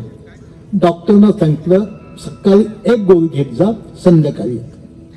आपण म्हटलं एकदा 10 गोळ्या घेऊ, रोग तर बरा होतच नाही, पण रिॲक्शन येऊन त्याने ते मरते माणूस. डॉक्टरने 1 गोळी घ्यायची सांगितलं, आपण नेहमीच घेतो, रोग बरा होत नाही, ऐक ना. म्हणून जेवण, आपण जेवणाच्या मात्रा जाणून घेतल्या पाहिजेत. ते बुद्ध आहे. आपल्याला भूक लागली, आपला आहार किती आहे, आपण किती घेतला पाहिजे किती नाही. पाहुण्याचे ते आता आमची पद्धत तशीच असते. काही काही जेवताना काही काही उपासक असा आग्रह करतात, असा आग्रह करतात, बस ऐक ना. मग काय पाहिजे ते जाते त्याला माहित आहे. पाहुण्याचे इथे गेल्यानंतर काय फजिती होते. औषध, अन्न हे औषध आहे.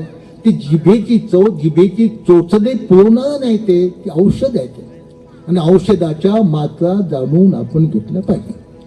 आज काय अवस्था होत आहे, ज्याच्या आता खायला खूप आहे, ऐक ना, बसा येत नाही. बौद्ध लोकांनी तर याचं पथ्य सांभाळलं पाहिजे. आपल्याला पंचांग प्रणाम करावा लागतो, गुडघे टेकून. या शिलाचं पालन केलं नाही तर मांस वाढते, ढेरी वाढते, गुडघे टेकता येत नाही. तरुणाला बरं, म्हातारा तो सोडून द्या. आपल्या हातानं आपली फजिती. आणि ते काय ताकद असते का? ते ताकद नसते ते. आणि म्हणून आपण भोजनाच्या मात्रा जाणून जेवण केलं पाहिजे. ते इंद्रिय शिलामध्ये मोडते. ते शील आहे ते. ही जिभेची चटक अशी आहे, संपूर्ण विश्व खाल्लं ते जिभेची चटक पूर्ण होत नाही. आणि ते आहे की इतकी एवढीच आहे, इकडे काहीच नाही ते. ऐक ना, एकदा एका साहेबाचे तर मला जेवायला सांगितलं होतं. तर आम्ही भिक्षा मागत होतो. एक्झिक्युटिव्ह इंजिनियर होते. मोठ्या श्रद्धेने जेवायला सांगितलं त्यांनी. मी भिक्षा मागत होतो. म्हटलं साहेब येतो तुमच्या इथं, मी अंगणात उभं राहीन, माझ्या भिक्षा पात्र टाका. त्या बाईनं असा स्वयंपाक केला, 10-15 भाज्या ये ते असं साऱ्या आणल्या. मग मी उभा राहिलो. एक भाजी हे ते वाटी की याच्यात ते वाटी. ती बाई रडली. मधात गेल्यानंतर बघतो काय म्हणजे बंदीची. मोठ्या श्रद्धेने मी तुम्हाला भोजन केलं होतं. म्हणलं काय झालंय? म्हणजे सर्व तुम्ही एकातच टाकलं. म्हणजे हे बाहेर वाट्यात का पोटात वाटे आहात का? जिभेची चटक जिभेची चटक अशी आहे, माणसाला जाळते, पेटवते, जन्मांत ते पेटवते. आणि म्हणून भोजन घेताना प्रत्यय सनिष्ठित शील या शीलाचं पालन केलं पाहिजे. का प्रत्यय सनिष्ठित शील हे बुद्ध आहे ना. म्हणून म्हणतात भोजनाच्या मात्रा जाणून भोजन घेतलं पाहिजे. जेवताना मग आपल्या पोटाचे 4 भाग करा. निम्म्यात अन्न, तिसऱ्यात पाणी आणि एक भाग हवेसाठी खुला. इतका भाग जर अन्नानेच भरून घेतला तर पाणी कुठं प्यावा आणि हवा कोणी कोण जायची? हा विज्ञानाचा सिद्धांत आहे. साधीच ऐक. मग म्हणता आम्लपित्त झालं, ऍसिडिटी झाली. ती झाली नाही, आपण करून घेतली. आपोआप काय होतं? आपोआप काहीच होत नाही. आपण बुद्धाला विसरलो म्हणून ती ऍसिडिटी झाली, आम्लपित्त झालं. बुद्धाला विसरलो ना आपण. बुद्ध म्हणजे ही शील. भोजन किती घ्यावं, कोणतं घ्यावं, कशा प्रकारचं घ्यावं, आग्रह केला म्हणजे काही घ्यायचं का? आपणाला आपलं समजत नाही का? याला म्हणतात बुद्ध. त्याच्यानंतर हा कपडा. कपडा ही शिलामध्ये मोडते. कपडा कपडा कशासाठी? आता तुम्ही आम्हाला भोजनदान देता. भोजनदान दिलं तर आम्ही काहीतरी गाथा म्हणतो. तिचा अर्थ काय गाथेचा? जुन्या भुकेच्या वेदना नष्ट करून नवीन भुकेच्या वेदना निर्माण होऊन नये म्हणून आम्ही भोजन करतो. हा कपडा कसा ठेवतो? कपडा या शरीराला हवा लागू नये, थंडी लागू नये, ऊन लागू नये, पाऊस लागू नये, डास मच्छर जंतू डसू नये, इज्जत झाकावी एवढ्यासाठी कपडा. बाकी या कपड्याचं काही घेणं देणं नाही. काय बाकीचं? त्या कपड्याच्या रंगाला माहित नाही की मी गासा रंग, आणि शरीराला माहित नाही की माझ्या अशा रंगाचा अशा डिझाईनचा कपडा आहे. कपड्याचं हेतू काय?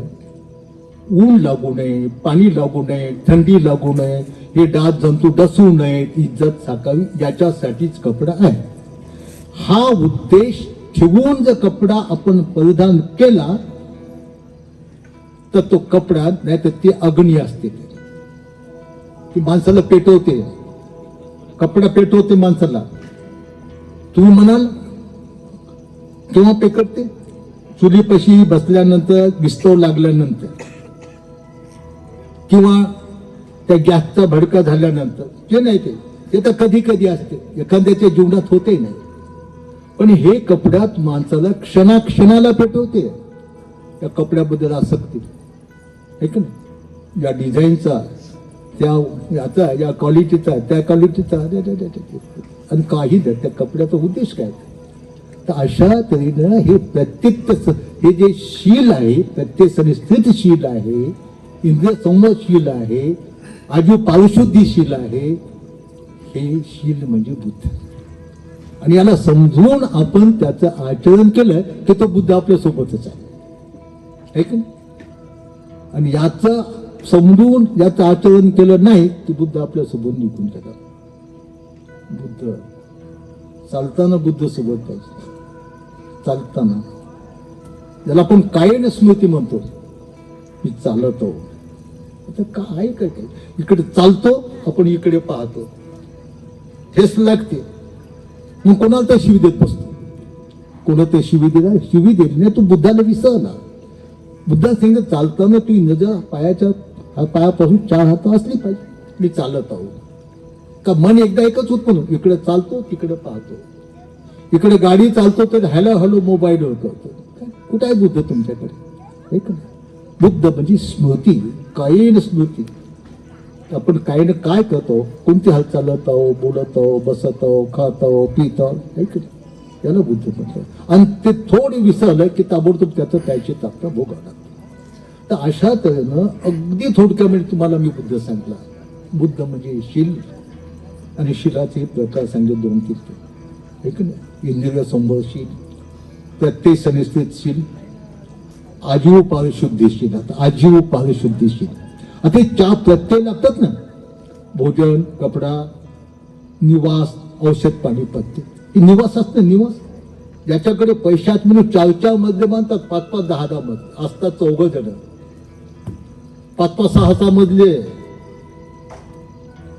एकासाठी 2 खोल्या, ऐक ना, 8 खोल्या, 10-10 मजले.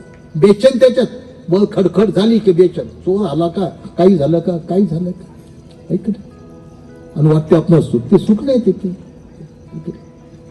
म्हणजे निवासस्थान याचा कशाला पाहिजे? हवा, पाणी, डास, जंतू, इज्जत त्याच्यापासून रक्षणासाठी मिळत आहे. आता असे निवासस्थान व्हायले ग्रेनाईट.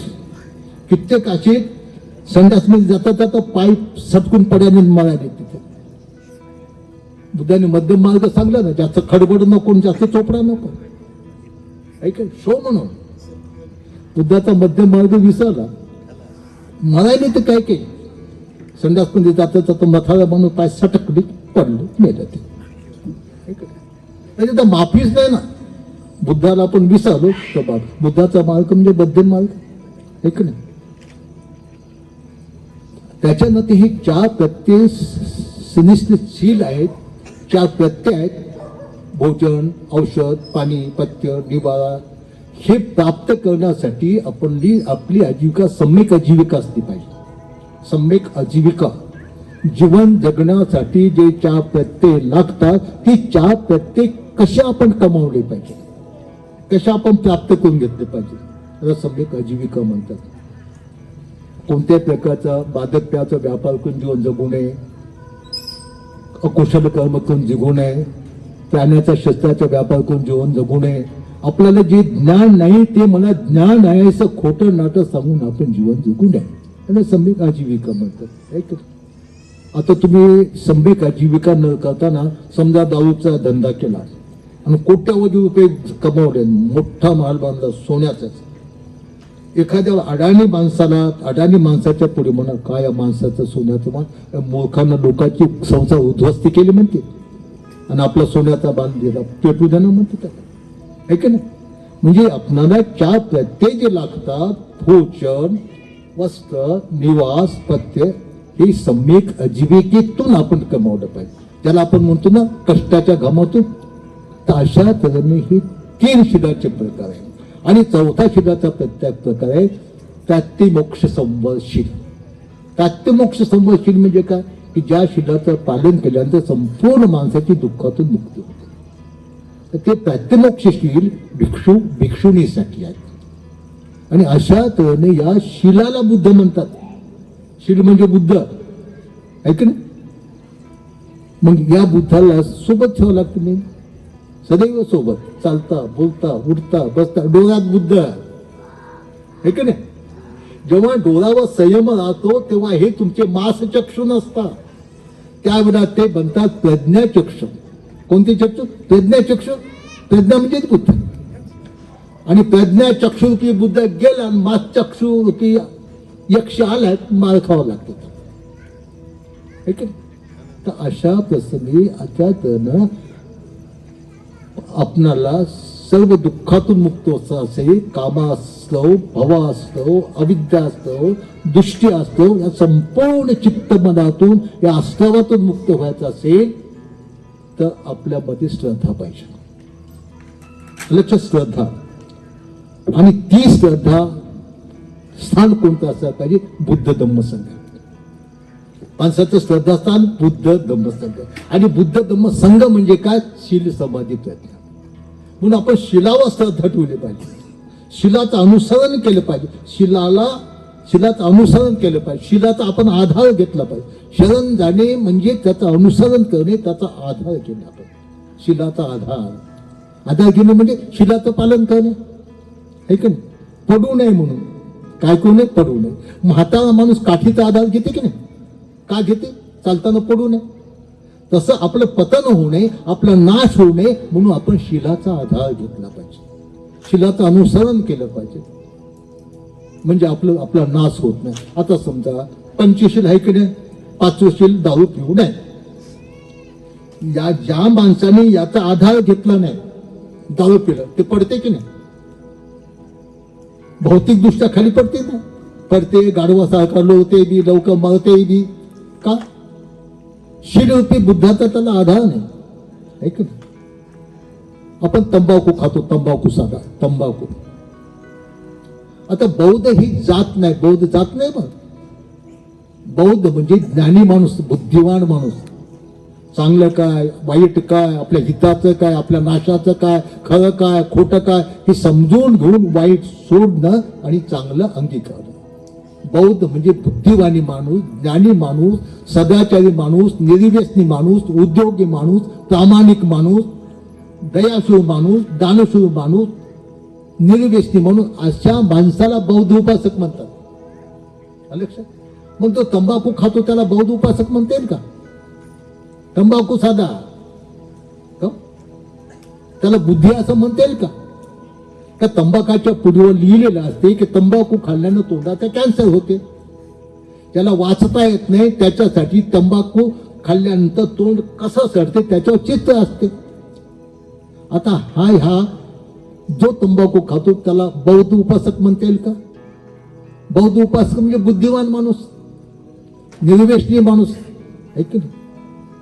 तर म्हणून आपण आपलं शरणस्थान, आपलं श्रद्धास्थान, आपलं पूजास्थान हे बुद्ध धम्म आणि संगम आहे. आणि बुद्ध धम्म संगम म्हणजे दुसरं तिसरं काही नको, शील समाधी प्रज्ञा. संक्षिप्त रूपाने तुम्हाला शीलरूपी बुद्ध मी सांगतो. शीलरूपी बुद्ध काय? इंद्रिय संभाषी प्रत्येक सनिश्चित शील, है का नाही? हे कपडा अवघड काम आहे, सरळ अवघड.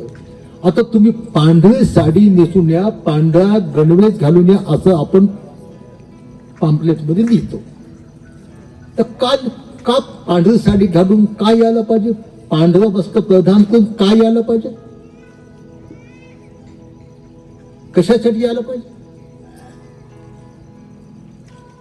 का? त्याचं कारण काय? ते आपण समजलं पाहिजे ना. तर प्रत्येकाला कारण आहे. भगवंतानं एक महान सिद्धांत शोधून सांगितला, प्रत्येक समुत्पाद सिद्धांत, कार्य कारणी भाव. आपण म्हणतो कार्यक्रमाला शुभ्र वस्त्र परिधान करून या. मग शुभ्र वस्त्र परिधान का केलं पाहिजे? त्याच्यातून काही शिकता येते का? त्याच्यातून काही. आता भिक्षुणी हे काष्टाय वस्त्र का परिधान केलं पाहिजे? याला काय अर्थ आहे? याला काय कारण आहे? काशाय म्हणजे कलेश. काशाचा अर्थ कलेश, राग, द्वेष, लोभ, मोह. जो मनाचा काशाय धुवून काढतो तोच काशाय वस्त्राचा अधिकार होतो, असं भगवान बुद्धांनी म्हटलेलं आहे. माहित आहे का आपल्याला? मनाचा काशाय, राग, द्वेष, लोभ, मोह हे काढून जो टाकतो तोच काशाय वस्त्राचा अधिकार होतो. म्हणून याचं स्मरण आपल्याला पाहिजे. काशाय वस्त्र आमच्या मनाचा काशाय. तर श्वेत वस्त्र तुम्ही परिधान करतात, त्याच्यावर डाग काही सहन होते का? थोडासा डाग असतो. तर या कपड्यासारखंच माझं जीवन शुद्ध असलं पाहिजे, पवित्र असलं पाहिजे, हा त्याचा उद्देश आहे. हे काय नाही, आपला गणवेश म्हणून येतात आपण, गणवेश म्हणून. हे साध्या साध्या गोष्टी आपण शिकायला पाहिजे. आपण बौद्ध आहोत, आपण ज्ञानी आहोत, आपण सदाचारी आहोत. म्हणून आजच्या प्रसंगी अधिक न बोलता श्रद्धा हे माणसाला संपूर्ण दुःखातून, शोकातून, भयातून मुक्त होण्यासाठी उपयोगी पडणारा एक धर्म आहे. आणि म्हणून आपण आपलं श्रद्धास्थान बुद्ध, धम्म आणि संघ ठेवा. आपलं शरणस्थान बुद्ध आणि धम्म संघ ठेवा. बुद्ध धम्म संघ म्हणजे शील समाधी प्रज्ञा. बुद्ध म्हणजे शील, समाधी म्हणजे प्रज्ञा. समाधी म्हणजे बुद्ध, प्रज्ञा म्हणजे बुद्ध. आता समाधी म्हणजे काय हे फार सोपं आहे. इतकं माणसाने समजून घ्यायला पाहिजे का बुद्धाशिवाय काहीच नाही, काहीच नाही, काहीच नाही. तुम्हाला स्वयंपाक करताना बुद्ध तुमच्या सोबत पाहिजे. स्वयंपाक करताना, निंदताना बुद्ध सोबत पाहिजे. निंदताना, लिहिताना, चालताना, बोलताना, गाडी चालवताना, आहे की तो नसला की सत्यानाश झाला त्याचा. तुम्ही म्हणा स्वयंपाक करताना बुद्ध कोणता पाहिजे सोबत? स्वयंपाक करताना सांगा बरं. आता स्मृती पाहिजे. मी स्वयंपाक करत आहो, पीठ इतकं आहे, त्याच्यात पाणी इतकं पाहिजे, आहे की नाही? ही स्मृती नसेल तर पीठ अर्धा किलो पाणी टाकले, किलो बा झालं पतलं चढा. नुसतं पीठ नाही, पाहुणे जेवायचे बसले, बोंबलत बसायचे. याला स्मृती म्हणतात. आणि मग मनाची एकाग्रता पाहिजे. स्मृती, चपाती बनवली, ताव्यावर टाकली, स्मृती पाहिजे. किती वेळ झाला ताव्यावर टाकली, जाळ कसा आहे, ती करपली की काय, टाकली चपाती ताव्यावर, सोबतीनेला बोलत आहे, कल्पून केली ती. काय शिवा मग जेवताना माणसाच्या तेव्हा डोळ्यात का माती गेली होती, काय काळी गेली का, करपली तूच काय, आपाप ती करपली का? स्मृती नाही आपल्याला, समाधी नाही. म्हणजे बुद्ध आपल्या सोबत नाही. ते क्षमच नाही. चालता बोलता उठता, चालता बोलता उठता बसता, जे ज्या आपण करत असो त्या त्या वेळेला कायेन स्मृती रूपी बुद्ध आपल्या सोबत पाहिजे. कोणता? कायेन स्मृती. मी काय करतो याची स्मृती पाहिजे. तर अशा तऱ्हेनं हा बुद्ध आपण समजून घेतला पाहिजे. सदैव आपण आपल्या सोबत ठेवला पाहिजे. मग सदैव आपण सुखी होतो. त्या लोक म्हणतात ना देव अंगात येते, है का नाही? देव अंगात येते काही लोकांच्या, पण ते फजिती करते. बायाच्या अंगात आलेले देव पाहिले नाही का तू? खेड्यापाड्यामध्ये ते काय आता येते, मग ती केस सोडते, कसं सोडते, लोकांना का तिथून तिथून तिथून, है की नाही? बुद्ध अंगात आल्यानंतर शांत बसतो, शांत बसतो. म्हणून बुद्ध अंगात येता येते. बाकी देवफेव कायचे ते थोटा नाही येते. बुद्ध अंगात येतो. कसा येतो?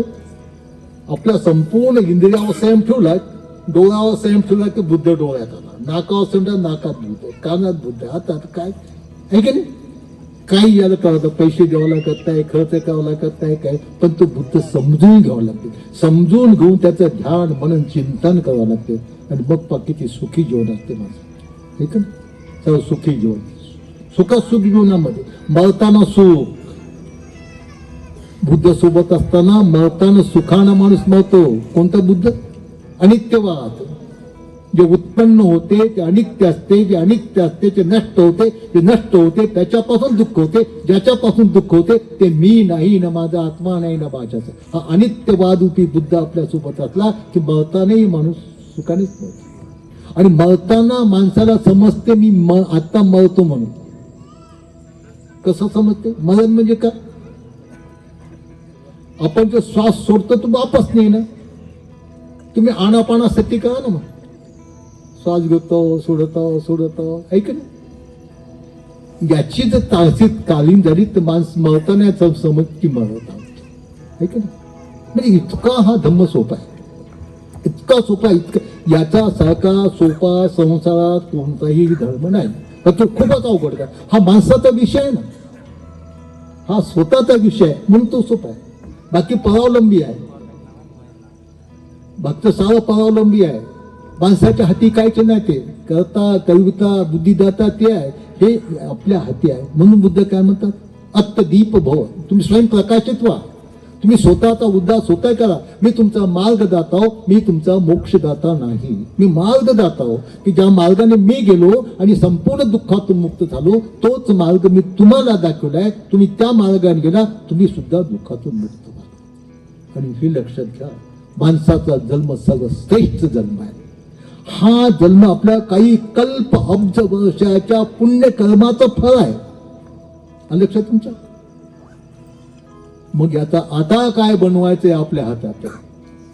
आता आपलं काय बनवायचंय?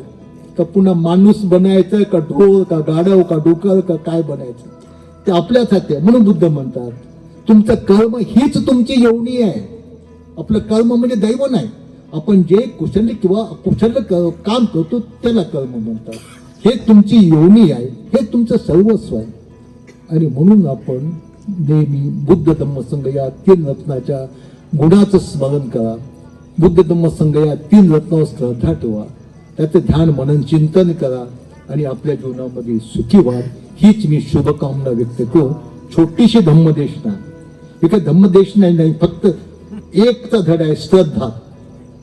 श्रद्धा काय आहे, आपलं श्रद्धास्थान कोणतं आहे, एवढंच मी तुम्हाला सांगितलेलं आहे. पुन्हा जर योगायोग आला याच्यानंतरचा आपण नक्कीच सांगण्याचा प्रयत्न करू. आपण शांत चित्तानं स्मृती जागृत ठेवून श्रद्धायुक्त मनानं धम्मदेशना ऐकली, समजून घेतली, त्याप्रमाणे वागा आणि आपलं कल्याण करून घ्या. एक मी शुभकामना व्यक्त करू छोटीशी माझी धम्मदेशना समाप्त करतो. भवतु सबमंगलं, सर्वांचं कल्याण. साधु साधु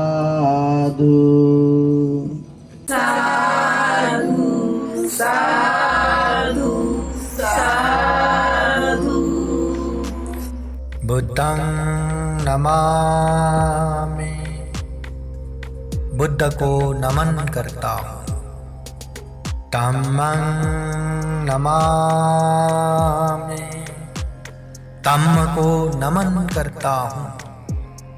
संघं नमामि, संघ को नमन करता हूँ.